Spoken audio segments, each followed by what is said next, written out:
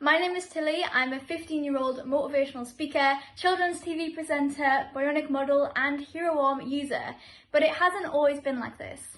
When I was 15 months old, I basically fell ill with a really awful disease called meningitis. I was rushed straight to the hospital and right off the bat, my parents were told that I was going to die. I was given 0% chance of survival, and it even got to the point where when the doctors were shutting my body down for the machines to keep me stable, they invited my parents to come and see me because they couldn't be certain my eyes would ever actually open again. It was the worst case the hospital had ever seen, but miraculously, it was after 1 week in intensive care, 3 weeks in recovery, a secondary infection, and 10 blood transfusions that somehow I managed to survive. I pulled through, and I'm here today. They did have to amputate my hands though.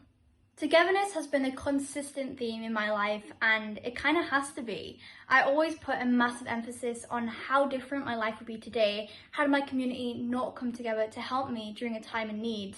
So we started our own appeal when I was little called the Give Tilly a Hand appeal. And this was basically our way of fundraising enough money for me to get my prosthetic arms and my replacement arms as I got older. And it was actually within 24 hours that my community managed to raise approximately £20,000, enough for me to get my first ever prosthetic arms, and I did that overnight. Here is some of the prosthetics, the type of prosthetics that I would wear for the longest portion of my life before these ones that I'm already wearing here. And as you can see, they're extremely realistic. I remember when the man handed it to us, my mum kind of asked, okay, so what does it do? Like, come on, talk us through it. How do we make it work? And he just said, oh, well, it doesn't do anything, but it looks like a hand. That kind of struck a nerve with me a bit because I was programmed from a very young age to think that it wasn't okay to look any different. So ever since that point and that realization, I knew I wanted to make that my mission. Like, I don't want anyone's sympathy. If you've ever left a sympathetic comment for me, don't. And I understand that a lot of people do it to, like, they're thinking it's a nice thing and they're not trying to be rude, and it's like more of a kind gesture, a lot of people think.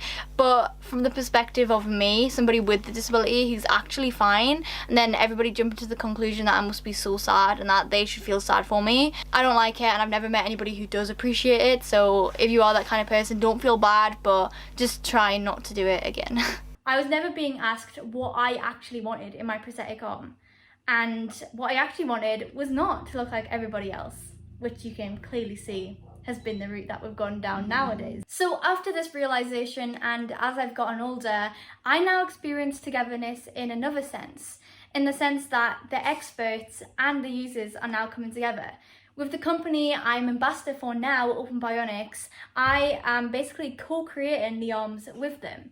And so I'm always sharing my opinions, what I like, dislike, what I want to see in the bionic arms. And actually, just how I was holding this previous prosthetic earlier, I was using one of the features that I put into this hand. How does wearing the hand make you feel? It just powerful. Yeah. And confident, so that's what I kind of wanted to show in the hand. We thought about having the thumb to be able to push down one extra notch, and that's like for when I want to play the Wii, we have to like hold a button down. Or like hold A to drive, for instance, or something like that.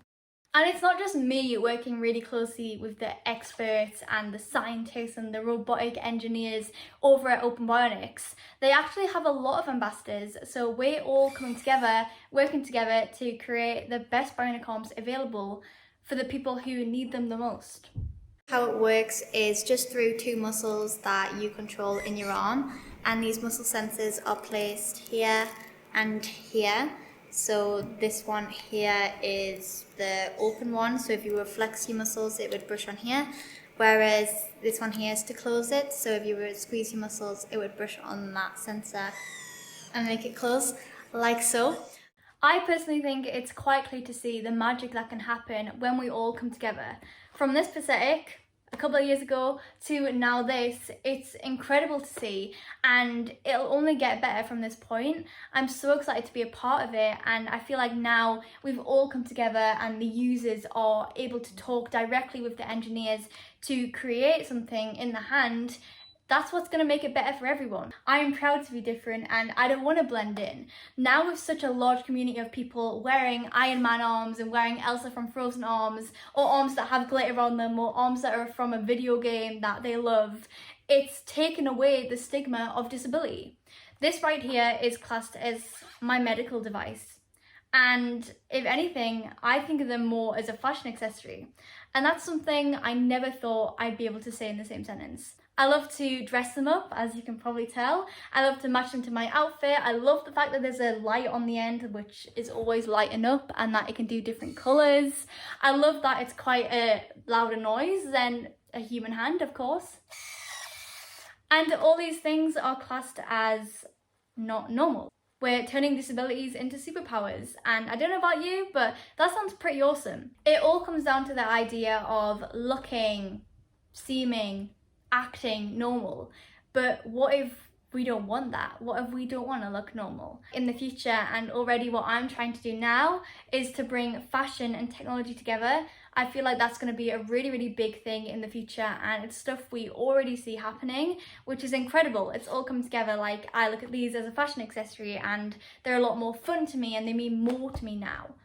I feel like the next step to normalise this to the max is going to be to get bionic limbs, get all sorts of differences, not just prosthetics, into the media, especially young people's media, because they are the future. They're going to grow up and they're going to be the ones to make the change. So if they're seeing prosthetics, if they're seeing disability, if they're seeing different races, if they're seeing all these things that aren't really considered normal, then again, what even is normal, then that's going to be the way forward. And I really hope all media companies or anybody listening today can play their part into making this future more positive, brighter, accepting, non-judgmental future happen, and hopefully quicker than we're all expecting.